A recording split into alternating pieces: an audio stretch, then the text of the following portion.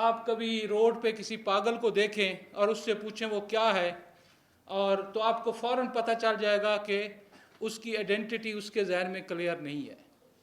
یہی ہم کام بچوں کے ساتھ کرتے ہیں، ان کی زبان جو بولتے ہیں، وہ جو اپنی آئیڈینٹی رکھتے ہیں۔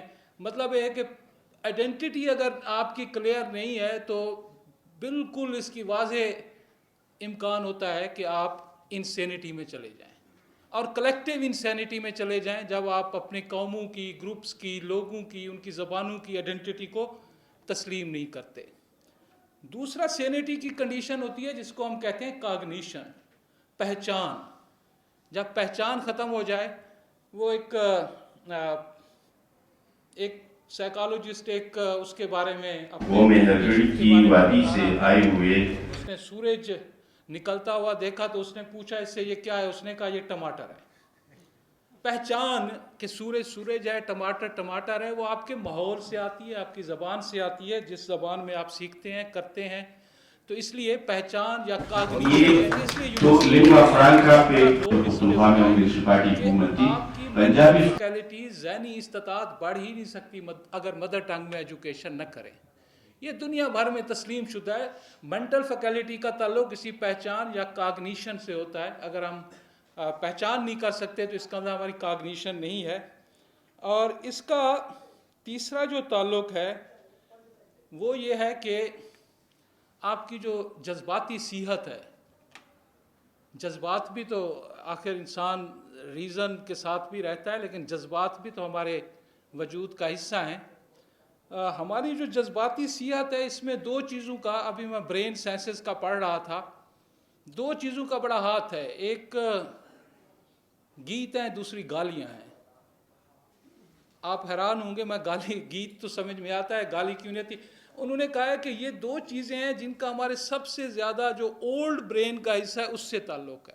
ایسی مفاہمت یہ کی نئی برین اس اسٹڈی کانفرنس ہے، میں، اور یہ آپ دیکھیں کہ کوئی بھی شخص خوشی میں ہو، غصے میں ہو، وہ گیت گا رہا ہو یا گالی دے رہا ہو، اپنی ماں بولی میں ہی کرے گا اور کسی چیز میں نہیں کرے گا۔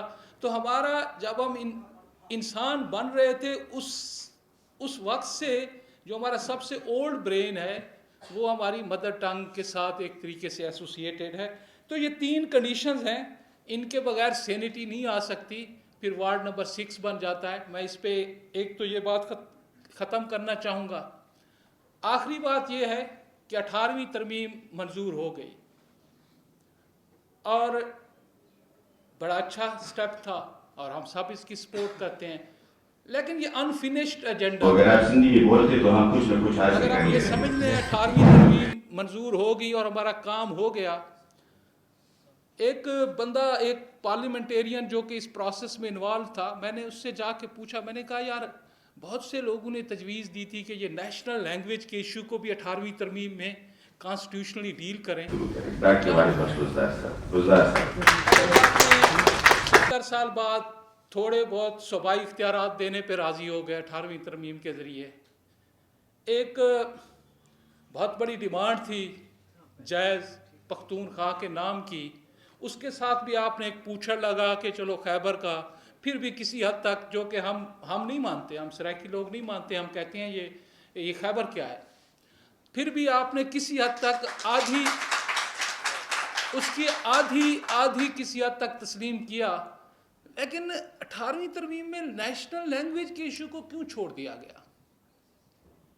اس لیے کہ اگر یہ ہم نیشنل لینگویج اور لینگویجز کے ایشو کو طے کر لیتے ہیں تو یہ وارڈ نمبر 6 نہیں رہے گا، اس لیے کہ آپ کی آئیڈینٹیٹیز کلیئر ہو جائیں گی۔ آپ جس زبان میں بولتے ہیں آپ کو پتہ لگ جائے گا میں یہ ہوں، یہ میرا وطن ہے، یہ میرا کلچر ہے، یہ میری رسم و رواج ہے۔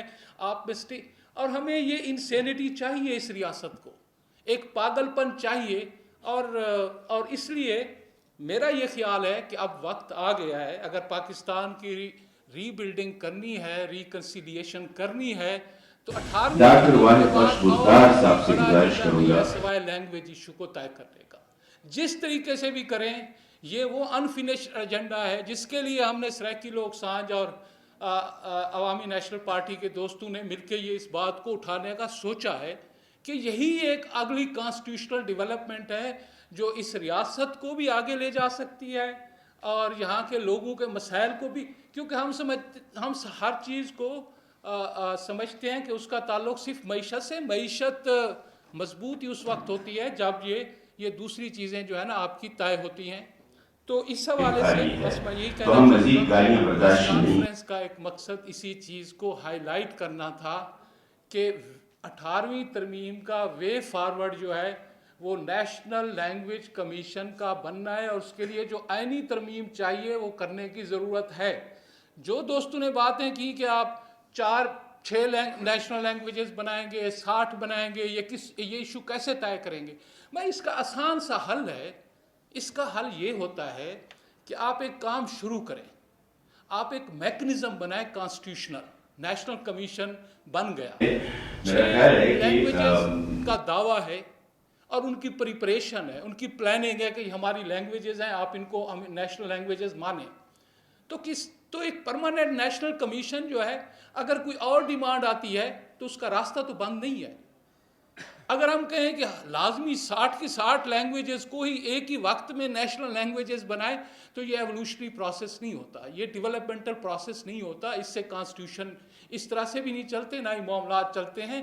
ایک وے اوپن کرنا ہے ہم تسلیم کرتے ہیں کہ باقی لینگویجز برابر ہیں اسی اصول پہ، لیکن ایک میکنزم بنانے کے لیے تو یہ جو مثلا انڈیا میں مثال دوں، میتھلی ایک زبان تھی تو اس کو انہوں نے ہندی کہا. 60 سال انہوں نے کہا کہ ہم ہندی نہیں ہیں، یہ نیپال کے بارڈر کے ساتھ. 60 سال کے بعد انڈین اسٹیٹ نے مان لیا.